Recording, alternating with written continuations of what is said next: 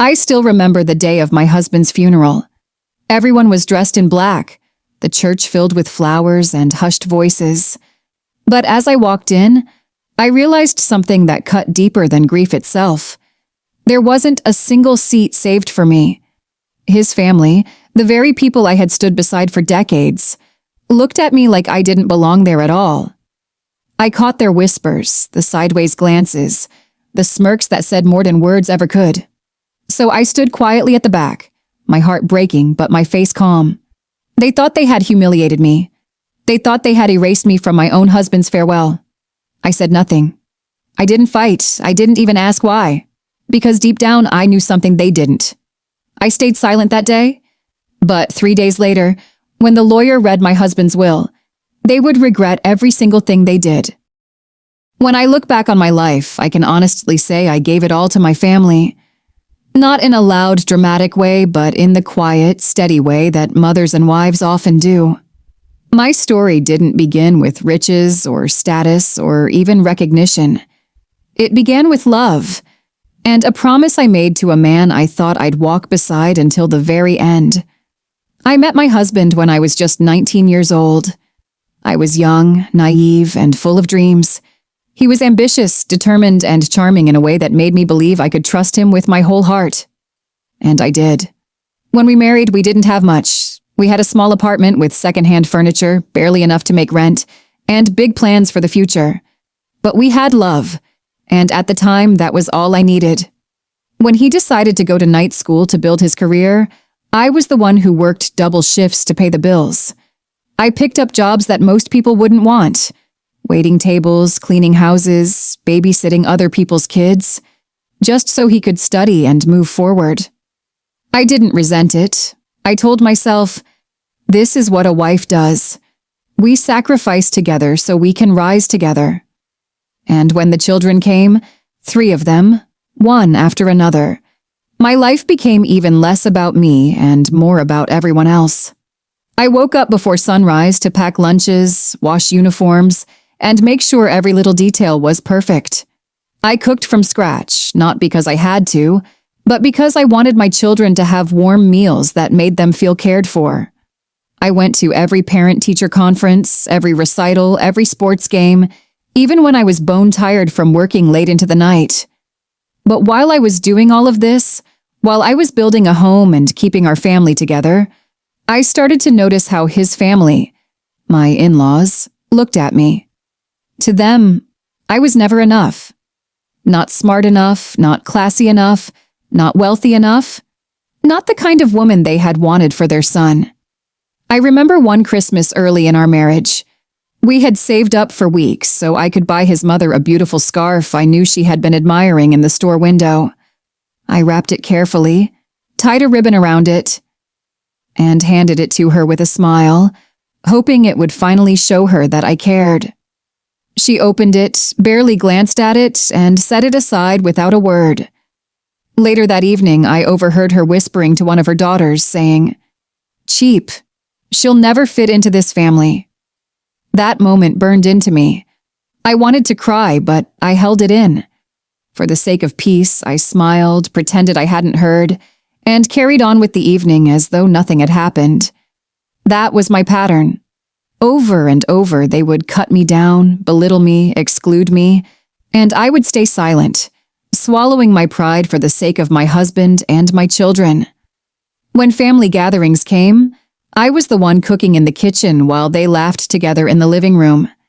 When vacations were planned, they forgot to include me, but always made sure my husband and children were invited. They treated me like an outsider in my own marriage, in my own life. And my husband, he saw it, but he rarely said a word. He would squeeze my hand under the table, give me a look that said, "Just let it go." And I did. For years, I let it go. There were times I wanted to stand up, to shout, to demand respect. But every time I thought about it, I remembered the faces of my children. I didn't want them caught in the middle. I didn't want to create tension that would scar them. So I kept my head down. I swallowed the hurt, and I told myself that someday they would see. Someday All the love I gave, all the sacrifices I made, would mean something. I put my dreams on hold. I had once thought about going back to school, about getting a degree and making something of myself outside of being a wife and mother. But with bills to pay, kids to raise, and a husband whose career demanded constant support, those dreams were folded up and put away like old letters in a drawer. My life became about everyone else's needs. My happiness, my ambitions, they didn't matter. At least that's what I convinced myself. I remember a particularly bitter moment. It was our 20th wedding anniversary. I had saved little by little to surprise him with a trip, something small but meaningful. But that night, his family threw a grand party in his honor, praising him for all his accomplishments. They spoke about how he was the backbone of the family, how he had worked so hard, how they were all so proud of him. Not once did anyone acknowledge that he hadn't done it alone. That behind every success he had, there was me, quietly holding everything together. I smiled through it all, clapping when they clapped, nodding when they toasted him. But inside, I was hollow. It was as if my entire life, my sacrifices, my endless work had been erased. Still, I kept going. Because that's what I did. Because that's what women like me do. We keep giving, even when no one notices, even when no one thanks us. There were nights I cried silently in the bathroom so no one would hear. I would look at myself in the mirror and wonder who I had become. Once I was full of hope and light. Now I was just tired, a shadow of the woman I used to be. But I never let them see me break. Not my children, not my husband, not his family. They saw a woman who was strong, who endured, who kept the home running and the family united. What they didn't see was how much it cost me. And maybe that's the saddest part of all. I gave everything, my time, my energy, my youth, my dreams, for a family that never truly saw me. To my in-laws, I was always less than. To them, I was never enough. As I stand here now telling you this story, I realize something painful but true. I sacrificed myself for people who would never recognize it. For years, I thought if I stayed quiet, if I worked harder, if I gave more, they would eventually open their arms and call me one of their own. But they never did. And that's where this chapter of my story ends. Not with glory, not with thanks, not with the love I had hoped for. It ends with a truth I carried in silence for decades. I gave everything, but they never saw me as family. The day of my husband's funeral is one I'll never forget. It wasn't just the grief of losing him, though that grief felt like a boulder pressing down on my chest. It was the cruelty of how I was treated on the very day I should have been comforted. I remember arriving early. I thought maybe, just maybe, they would have saved me a place up front. After all, I wasn't just another guest. I was his wife. I was the woman who had stood beside him through decades of struggle, through sickness, through victories, through every long night when he thought about giving up. I was the one who had held his hand in the hospital when he was weak, the one who whispered encouragement when he doubted himself. If anyone deserved a seat by his side on that final day, it was me. But as I walked into the church, my heart sank. Every pew at the front was filled, not with strangers, but with his family. His mother, his brothers, his sisters, even distant cousins who hadn't seen him in years. They sat in neat rows, dressed in black, heads bowed just enough to look respectful, but not one of them made space for me. I stood there for a moment, frozen. I scanned the pews, searching for an open seat, a kind face, a hand that might wave me over. Nothing. Their eyes slid past me as if I were invisible. Some turned their heads deliberately, whispering to the person beside them. I could feel the weight of their judgment pressing on me, heavier than the grief I already carried. One of his cousins glanced back and smirked, then leaned to whisper in another's ear. They weren't whispering about my husband. No, their words were about me. I caught enough to know. They were already gossiping about the inheritance, about who would get what, about how I didn't deserve anything. I heard his sister hiss under her breath, "She's only here for the money." The money. As if the years of love and sacrifice I had poured into that man meant nothing. As if my place at his side, through thick and thin, could be reduced to dollar signs. I stood at the back, clutching my handbag so tightly my knuckles turned white. I wanted to shout. I wanted to demand a seat. I wanted to scream that I was his wife, that I had earned the right to sit by his coffin to mourn him properly. But when I opened my mouth, nothing came out. My throat closed, choked by humiliation. So I stayed where I was. The service began, the priest's voice echoing through the church. People dabbed their eyes with handkerchiefs, sniffled quietly, pretended to mourn. But I could see the truth in their faces. For some of them, this wasn't about loss, it was about opportunity. A man had died, and with him, a door had opened to possessions, to property, to money. As they spoke about him, I felt another stab of pain. They remembered him as their son, their brother, their cousin. They talked about his childhood, about his accomplishments, about the man they thought they knew. But not one of them, not a single one, spoke of me. Not one mentioned the life we built together, the family we raised, the sacrifices I made so he could shine. It was as if my role in his story had been erased, as if I were nothing more than a shadow.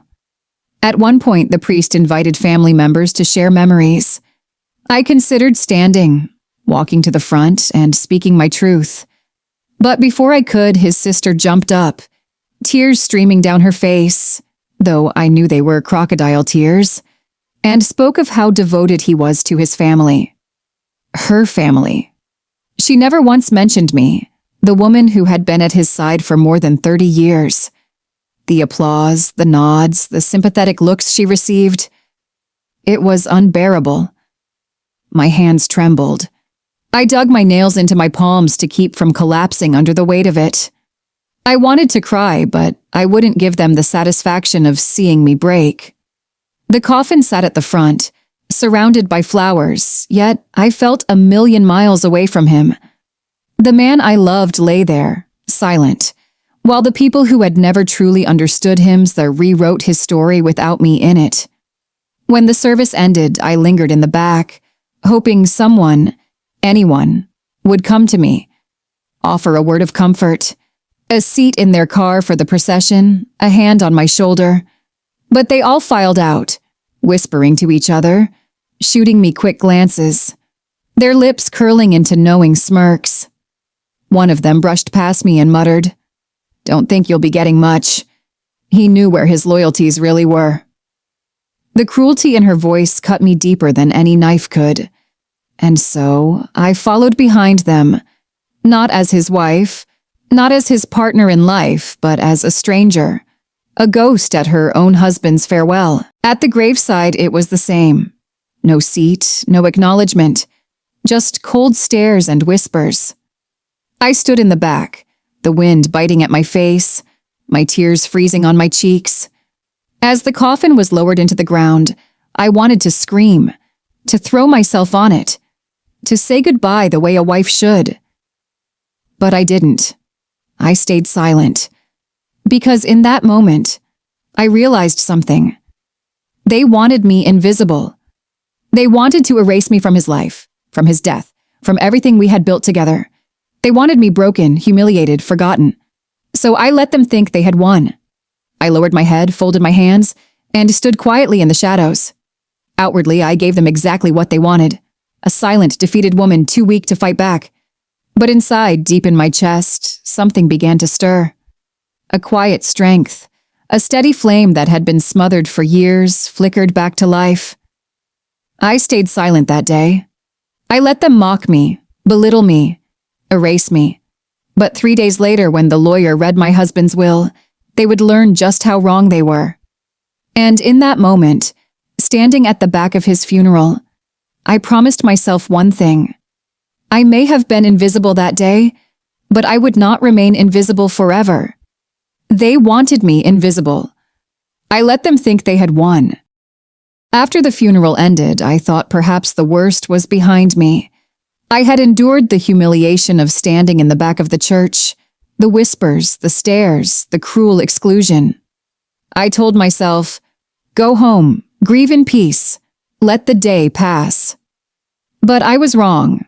The real cruelty didn't end with the funeral. In many ways, it only began after. When we returned to the family house, his family's house, the one they insisted on using for the reception, the atmosphere shifted.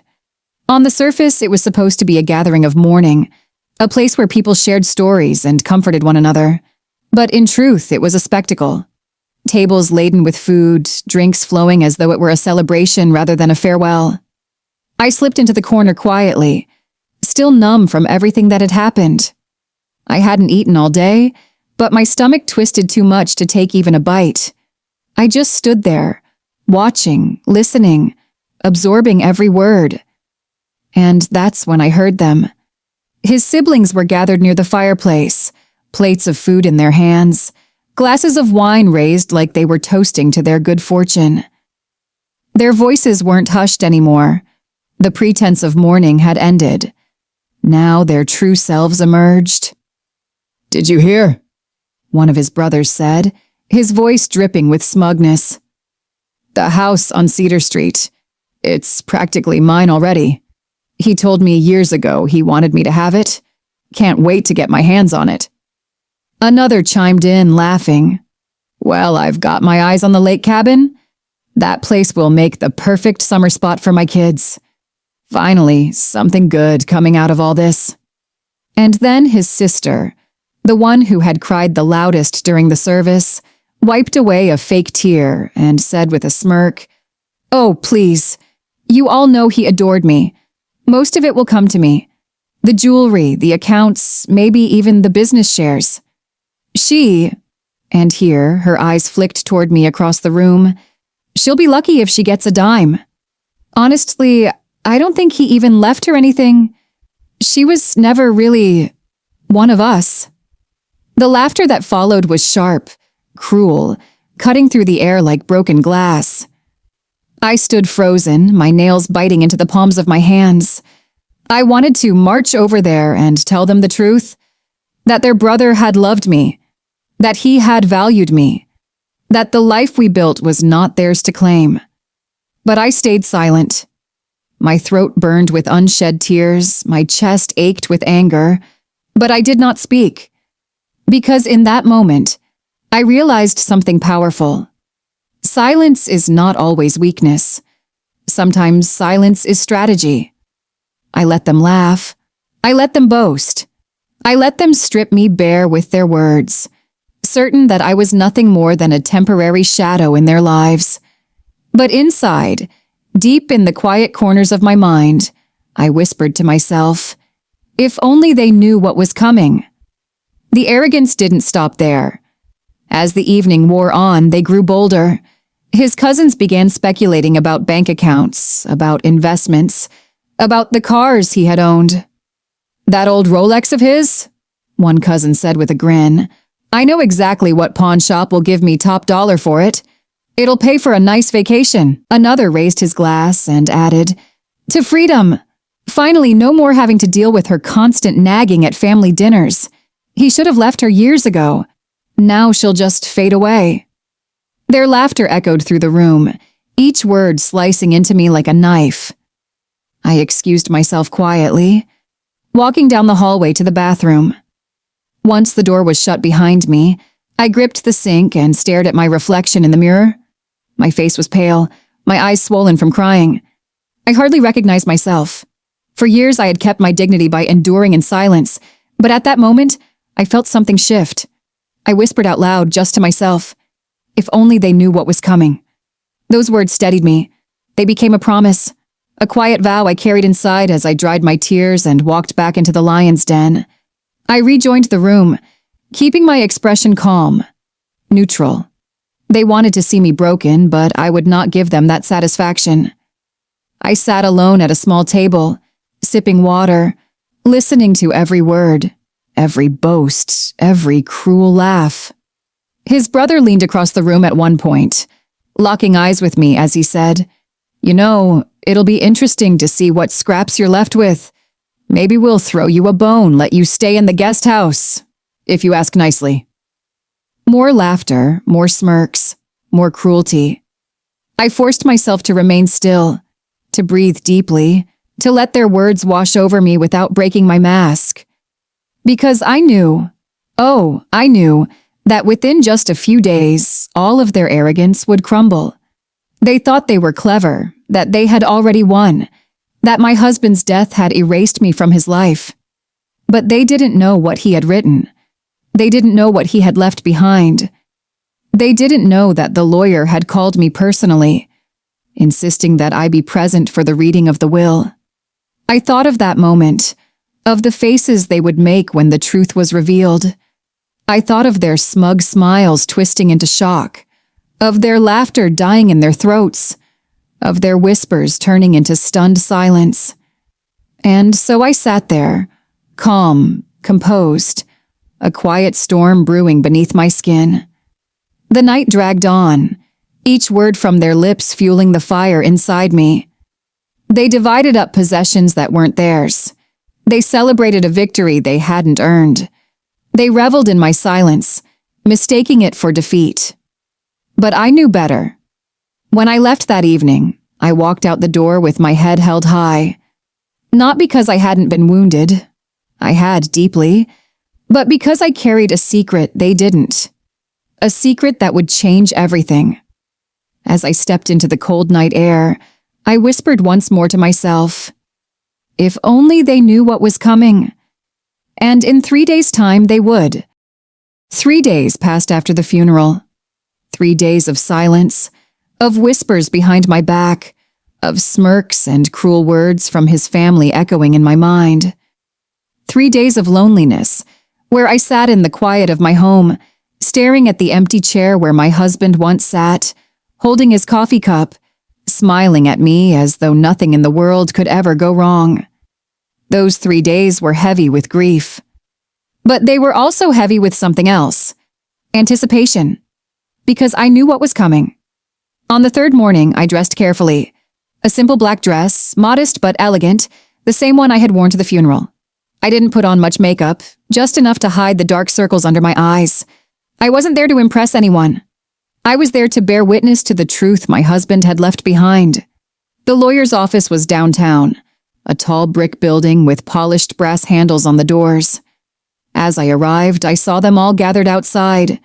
His brothers, his sisters, his cousins, even some distant relatives who hadn't bothered to show up for the funeral but had somehow managed to find time for this. They were dressed in fine clothes, jewelry glinting, shoes polished, smiles sharp. They weren't grieving. They were waiting for their payday. As I walked up the steps, I caught snippets of their conversation. "I can't wait to see which house I get," one of them whispered. "I'm telling you, the business shares are as good as mine," another replied with a grin. And then, cutting through it all, his sister's voice, sharp, dripping with disdain. "She'll be lucky if she walks out with a single dime. He would never leave her anything of value. Not after all these years." The group chuckled, casting sideways glances at me as though I couldn't hear them, as though I were already invisible. I said nothing. I simply walked past them, opened the heavy door, and stepped inside. The lawyer's office smelled of leather and old books. Shelves lined the walls, filled with files and law volumes, and in the center of the room was a long wooden table polished to a shine.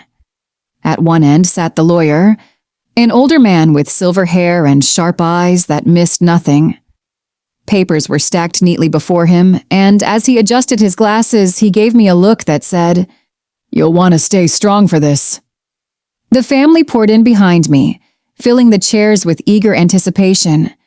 They jostled for seats close to the front, as though proximity to the lawyer would somehow guarantee them a larger share. I chose a seat at the far end of the table, calm, composed, folding my hands in my lap. The lawyer cleared his throat. "We are here to read the last will and testament of Mr. Robert Whitmore," he began, his voice steady, professional. "Please remain respectful as this is a solemn matter." Respectful. The word almost made me laugh, because already I could see the gleam in their eyes, the little smirks tugging at their lips. They weren't here for solemnity. They were here for spoils. The lawyer opened the document and began to read. At first it was the formalities, his full name, the date, the legal acknowledgments. The family shifted in their seats, impatient, waiting for the part that mattered to them. And then it came. "To my beloved wife," the lawyer read, pausing to glance at me. "I leave." The room grew still. "The entirety of my estate, including all properties, bank accounts, investments, and business shares. She has been my partner, my support, and my strength through every moment of my life. It is only right that she remain so after my passing." Silence. For a heartbeat, the room was frozen. No one breathed. No one moved. And then, chaos. His sister leapt to her feet, her face red with fury. "What? That's not possible. He wouldn't do that. He promised me. He promised me the house." One of his brothers slammed his fist on the table. "This is a trick. She must have manipulated him." Cousins murmured in shock, voices rising like a swarm of angry bees. "All of it? To her? That can't be right." The lawyer raised a hand, calm but firm. "I assure you this document is authentic. It was signed, notarized, and witnessed according to the law. Your brother left no ambiguity in his wishes. Nearly everything belongs to his wife." I sat still, my heart pounding but my face serene. I didn't gloat, I didn't smirk. I didn't rise to their fury. I simply sat with quiet dignity, letting the words wash over me like a balm to wounds I had carried for decades. Inside, my emotions swirled. Grief, relief, vindication. It wasn't about the money. It wasn't about the houses or the accounts or the shares. It was about acknowledgement. It was about him saying, in the only way left to him, that he had seen me all along, that he had valued my sacrifices, my love, my years of devotion. His sister's voice broke through the clamor. "This is outrageous. We won't stand for it." The lawyer's reply was simple, cutting. "You don't have a choice. These were his wishes, and they will be carried out." I turned to them then, finally meeting their furious stares. My voice was steady, calm, quiet, but unshakable. "This was his final gift," I said softly. "His way of saying he always saw me." The room erupted again, but I no longer heard them. Their voices were distant, meaningless, because in that moment, I had something far greater than their approval, their acceptance, or their respect. I had the truth, and the truth was enough. I stood slowly, gathering my things, and walked toward the door. Behind me they shouted, cursed, accused, but none of it touched me. My husband's words, his acknowledgement, his love, they wrapped around me like armor. As I reached the door, I paused, just long enough to look back at the room full of angry, greedy faces.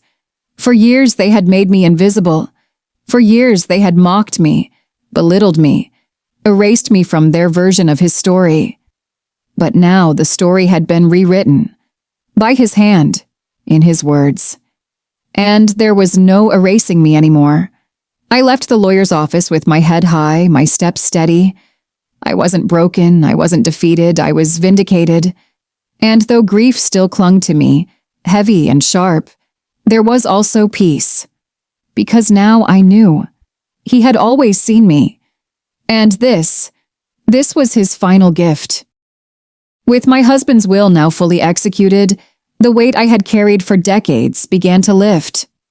For so long I had lived in a quiet shadow, the invisible wife, the unnoticed mother, the disregarded daughter-in-law.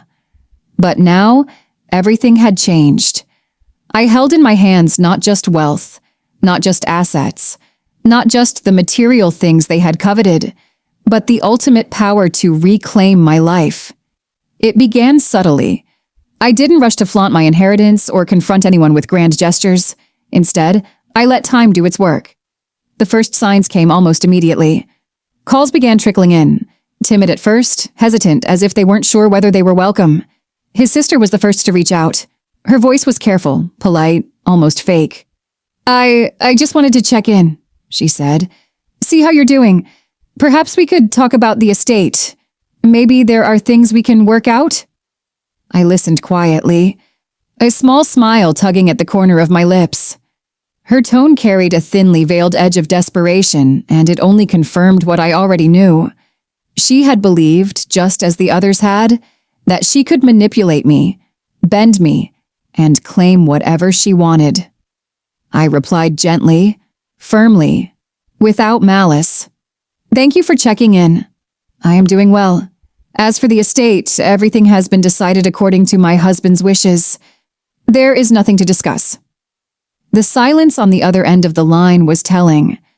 That was the sound of realization dawning, the sound of arrogance cracking under the weight of truth. Next came my brother-in-law. His calls were more insistent, laden with urgency and thinly veiled threats. We need to talk. You can't just take everything. Some of this should be ours. I allowed myself a deep breath before responding. Calmly, clearly. Everything belongs to me now, as my husband wished. I will not be changing that. I hope you can understand and respect his decisions. The tone in my voice, quiet but unshakable, was enough. I could hear the frustration, the anger, the disbelief, even through the crackle of the line.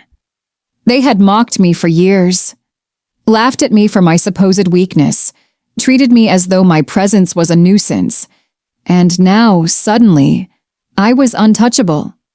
I realized then that revenge does not always need shouting. It does not always need grand gestures or public displays of power. Sometimes the quiet assertion of what is rightfully yours, backed by law, backed by reason, is enough. Sometimes a simple signature on a page, a calm refusal, a polite denial, can speak louder than any angered yell. Over the next weeks, I began subtly reclaiming my life. I moved into a home I had always wanted but had never considered practical when money was tight.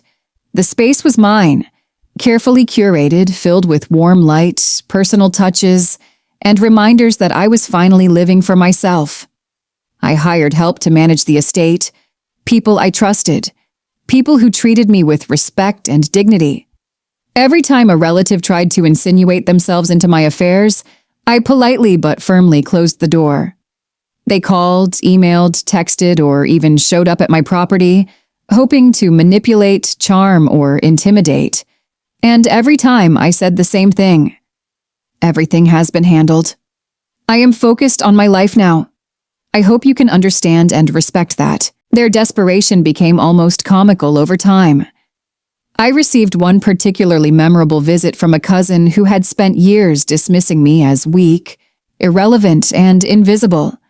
She arrived expecting me to be flustered, perhaps pleading, maybe begging her to leave with a few pieces of property or money. Instead, I welcomed her with tea, a calm smile, and clear boundaries. I refused her requests politely, offering no excuses, no justification. Simply the truth. It was in these moments I realized the true beauty of quiet revenge. I did not need to confront them with anger. I did not need to humiliate them publicly. Their own assumptions, their arrogance, and their prior mistreatment had prepared them perfectly for this moment of reckoning. I merely stood firm, silent in my dignity, and allowed the reality to speak for itself. There were times I took small, deliberate steps to reclaim the peace I had sacrificed for so long. I changed the locks on properties they assumed would be theirs. I reassessed investments, shifting control into my hands. I sold items they had casually assumed they could claim, quietly making sure my husband's wishes were honored and that I maintained full control. Each action was deliberate, considered, and calm. But the impact was enormous.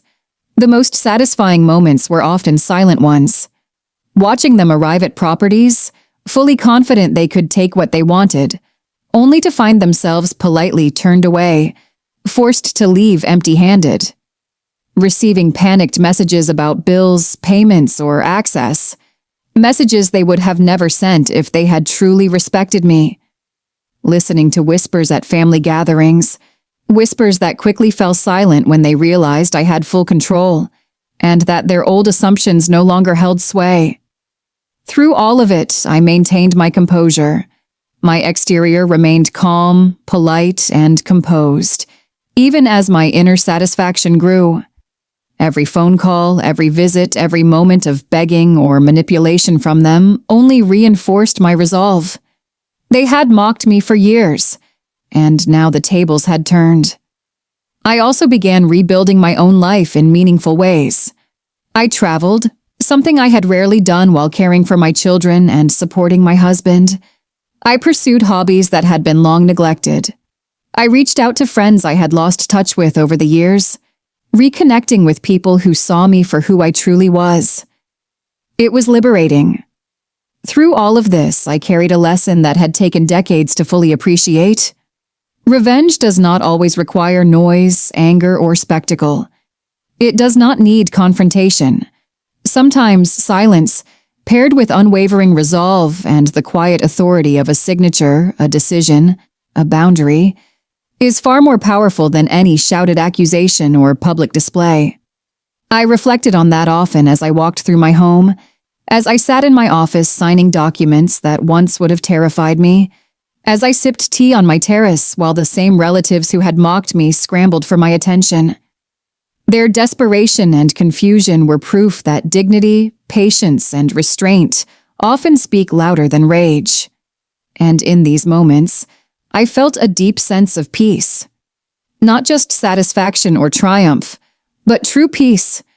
The peace of finally being seen, finally being respected, finally reclaiming the life that had always belonged to me. Revenge doesn't always need shouting. Sometimes silence and a signature are enough. As I look back on everything that happened, I realize that the lessons I learned extend far beyond money, inheritance, or material possessions. What I gained, or perhaps regained, was something far more valuable. My dignity, my patience, and my sense of justice. For years, I gave everything to a family that never truly saw me, that whispered behind my back, that treated me as though I were invisible. I stayed silent, endured their cruelty, and sacrificed my own happiness for the sake of peace. And yet, through it all, I held on to one thing: the quiet certainty that truth and patience would eventually speak louder than their arrogance. I learned that family is not always blood. Respect is worth more than inheritance. True power is not in retaliation, but in holding your head high while others crumble under their own greed and pride. They left me standing at the funeral, ignored, mocked, forgotten. But when the will was read, I was the only one still standing. And in that moment, I realized the ultimate truth. Silence, patience, and steadfastness can be the most potent forms of revenge. They cannot take away what is earned through love, loyalty, and integrity.